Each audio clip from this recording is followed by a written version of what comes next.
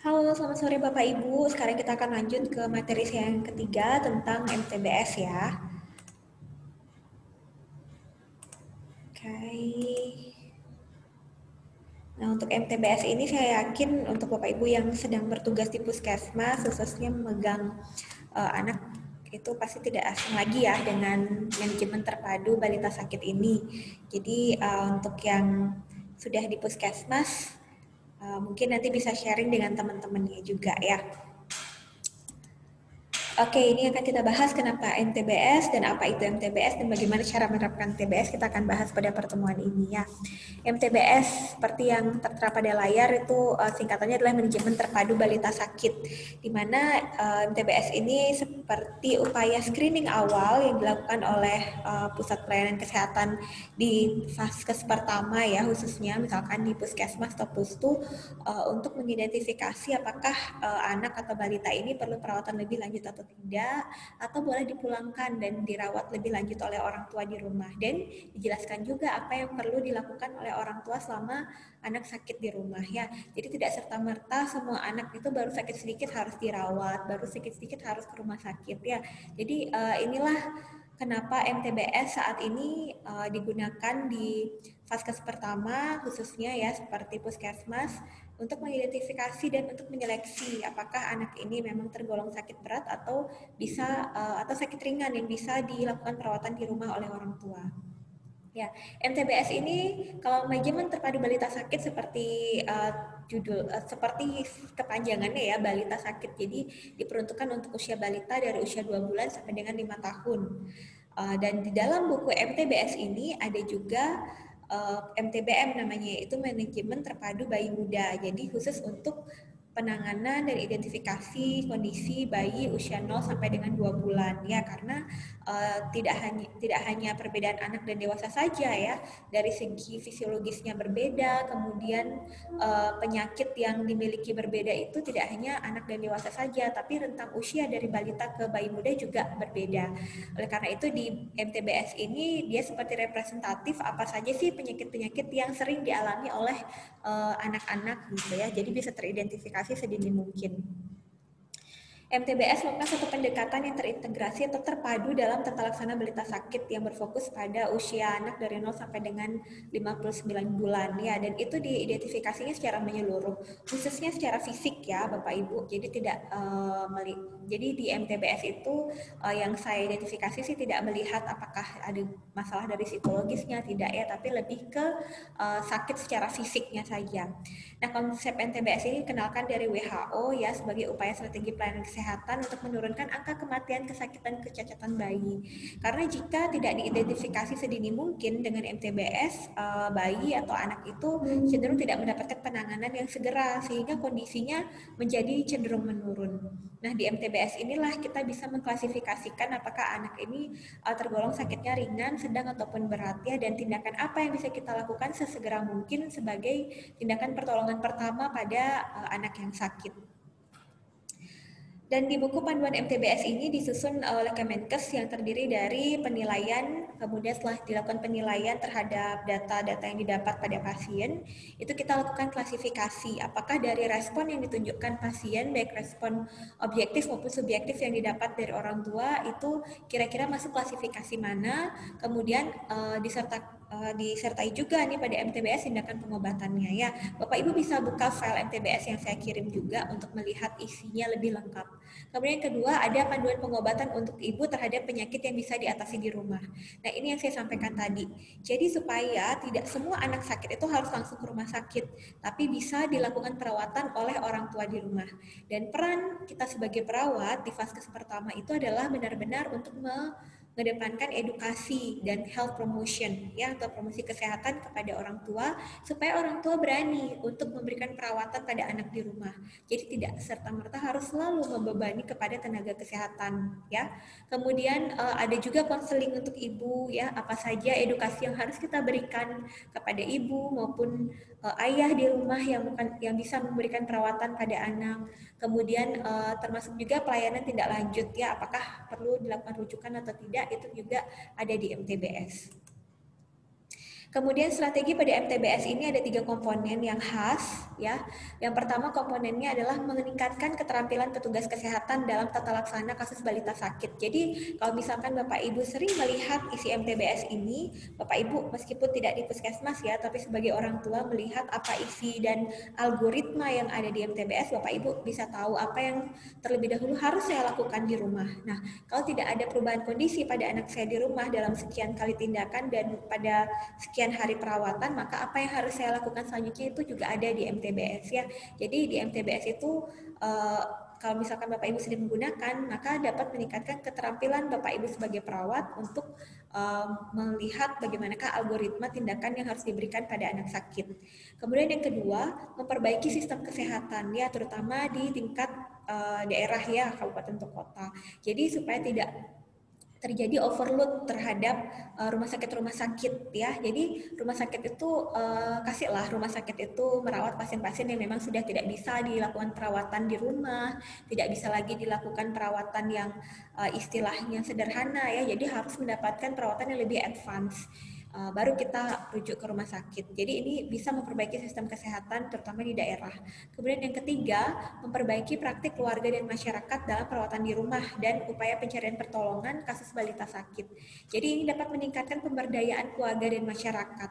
Supaya apa? Supaya orang tua dapat lebih aware terhadap kondisi anaknya, kemudian bisa belajar bagaimana cara merawat anak, kemudian tidak langsung panik terhadap kondisi anak gitu ya. Jadi supaya orang tua tuh tidak baru anaknya demam sekali sedikit udah langsung panik. Jadi bagaimana cara mengatasi itu gitu. Jadi orang tua itu startnya harus tenang. Karena itu dari MTBS ini jika kita bisa memberikan konseling dengan baik, maka orang tua juga cemasnya bisa berkurang dan bisa berani untuk melakukan perawatan untuk anak-anaknya gitu ya. Kemudian cara tata laksana balita dengan MTBS di sini ya tadi saya katakan ya, jadi ada algoritmanya yang Bapak Ibu bisa lihat langsung pada MTBS yang saya share. Jadi mulailah dengan menanyakan pada orang tuanya dulu tentang keluhan yang mungkin muncul tadi. Mungkin tidak terlihat sekarang, tapi kita mulai dengan anamnesa dulu apa yang terjadi sebelumnya ya. Jadi kita lihat bagaimana kondisi anak, dengarkan kalau ada perubahan nafas, misalkan ada suara nafas tambahan. Kemudian lihat juga mungkin ada kondisi kuning kalau misalkan pada bayi ya, atau ada sianosis pada anak, kita lihat langsung dan raba. Jadi pastikan apa yang dikatakan oleh orang tua kita tanyakan, kemudian kita klarifikasi dengan melihat langsung atau melakukan observasi langsung. Kemudian yang kedua, setelah kita mendapatkan data, kita lakukan klasifikasi terhadap semua gejala yang kita dapatkan sesuai anamnesa. Kemudian tentukan jenis tindakan dan pengobatan sesuai dengan algoritma yang ada di MTBS ya. Apakah kita berikan obat atau kita perlu langsung rujuk gitu. Jangan lupa untuk Bapak Ibu juga mengecek status imunisasi dan status gizi. Nah, pengkajian awal pada penggunaan MTBS ini dimulai dari data subjektif dulu ya. Jadi kita tanyakan beberapa pertanyaan berikut, apakah anak bisa minum atau menyusu, apakah anak memuntahkan seluruh makanannya, apakah anak ada kejang gitu. Jadi kita tanya. Kemudian algoritmanya setelah ada kata iya pada salah satu saja, kita bisa golongkan penyakit sangat berat ya. Karena contohnya kalau anak sampai tidak mau minum, tidak mau menyusui padahal dia masih pada tahap ASI eksklusif, itu pasti ada permasalahan ya.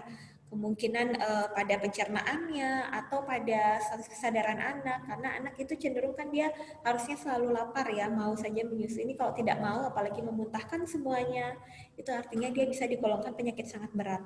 Jadi Bapak Ibu tidak perlu lagi meneruskan untuk pengisian MTBS-nya, jadi langsung didokumentasikan dulu temuan ini, kemudian langsung melakukan klasifikasi penyakit sangat berat, lalu langsung melakukan rujuk segera ya. Jadi nggak usah dilengkapin sampai bawah baru lakukan rujuk, karena kondisi ini kita bisa kategorikan penyakit sangat berat, artinya perlu tindakan yang segera ya.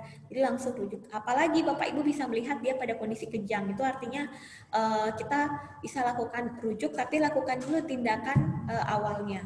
Kemudian lihat ya data objektifnya, kita lihat dengar apakah ada stridor, apakah anak ada kejang, kita lihat apakah ada kebiruan. Jadi kalau dari data subjektif dan objektif kita lihat semuanya iya jawabannya, maka kita itu ya bisa langsung rujuk segera. Jadi Bapak Ibu bisa ini pada data pengkajian awal, yaitu kita melakukan pengidentifikasian periksa tanda bahaya umum namanya, ya. Ingat, jadi kalau pada MTBS begitu Bapak Ibu ketemu pasien, anak dan orang tua yang datang, kita harus mengawalinya dengan periksa tanda bahaya umum dengan melakukan anamnesa, ya, tanya respon subjektifnya seperti yang tertera pada layar, ya, bisa minum, memuntahkan ataukah ada kejang, itu ditanyakan. Kemudian cross check ke data objektif yang kita lihat, apakah ada rewel, anak kejang, tampak sianosis atau ada pucat pada ekstremitasnya. Jadi kalau misalkan ada iya pada salah satunya, itu kita bisa golongkan penyakit sangat berat, maka kita bisa lakukan rujuk segera. Nah, ada juga tindakan misalkan sedang kejang, itu kita bisa lakukan tindakan sesuai yang ada di MTBS, ya, tindakan untuk mengatasi atau meminimalisir resiko cedera dari kejang yang dialami oleh pasien. Ya, ingat ya Bapak Ibu, startnya kalau misalkan MTBS ketemu dengan anak sakit di puskesmas, kita harus cek tanda bahaya umumnya terlebih dahulu. Kalau misalkan sudah, Bapak Ibu harus rujuk segera, tidak usah dilengkapi pengkajian-pengkajian selanjutnya. Nah, kalau misalkan tanda bahaya umum itu tidak ada, kita lanjut ke keluhan utama lainnya. Ya, dari keluhan utama lainnya inilah Bapak Ibu tanyakan ada keluhan yang seperti ini atau tidak. Ini ada 9 keluhan yang teridentifikasi sebenarnya di MTBS, tapi diidentifikasinya secara berurutan, ya. Jadi masuk ke batuk dulu, kemudian setelah selesai batuk baru ke demam, diare, baru ke demam gitu. Jadi ada urutannya Bapak Ibu. Kemudian misalkan batuk, kita lihat klasifikasinya apa. Bisa dibuka MTBS-nya sambil Bapak Ibu mencocokkan, ya. Kemudian tindakan yang perlu dilakukan apa, itu ada di MTBS. Inilah yang saya maksud dengan algoritma tadi. Ini contohnya Bapak Ibu, ya, algoritmanya. Misalkan nih keluhan utamanya kemungkinan menderita penyakit berat atau infeksi bakteri. Ini yang Bapak Ibu tanyakan apakah bayi ada kejang, tidak mau minum, lihat dengar rasakan. Kemudian kalau misalkan terdapat salah satu gejalanya ini sudah ada keterangan, ya, klasifikasinya penyakit sangat berat. Tindakan dan pengobatannya adalah jika kejang, tangani dulu kejang, kemudian cegah agar gula darah tidak turun drastis, kemudian jika ada gangguan nafas tangani dulu, lalu lakukan rujuk segera. Tapi kalau misalkan terdapat salah satu atau lebih tanda berikut, misalkan tanda berikut ini, ya, jadi dia di sini salah satunya ada, kemudian ada salah satu tanda berikut, mata bernanah, kemerahan, kemudian ada pusul di kulit, berarti dia kemungkinan terjadi infeksi bakteri lokal. Kemudian ini tindakannya. Jadi ini yang saya maksud tadi algoritma. Jadi begitu Bapak Ibu menanyakan yang ada di sebelah kiri, kemudian klasifikasinya apa, kita lihat dari gejala tambahannya. Kemudian setelah diklasifikasikan apakah dia merah, kuning, hijau, kita lihat tindakannya apa, ya. Ini berlaku pada yang lainnya juga Bapak Ibu, bisa dilihat pada MTBM, pada buku MTBS yang saya share. Kemudian penilaian klasifikasi MTBM, kita lihat kira-kira dia masuk mana, apakah kemungkinan penyakit berat, diare, ikterus, atau yang lainnya. Di sini COVID-19 belum ada, ya Bapak Ibu. Saya yakin Bapak Ibu punya screeningnya sendiri untuk pasien yang tersuspek COVID-19, ya. Ini untuk anak saja. Oke, dan let's check the book. Jadi Bapak Ibu bisa buka MTBS yang saya share. Jika ada yang ingin ditanyakan atau klarifikasi, bisa kita lanjut diskusi, ya. Sekian materi saya untuk MTBS. Semoga bermanfaat. Semoga semua materi hari ini bermanfaat untuk Bapak Ibu. Jika ada yang ingin didiskusikan, saya persilahkan. Terima kasih. Selamat sore.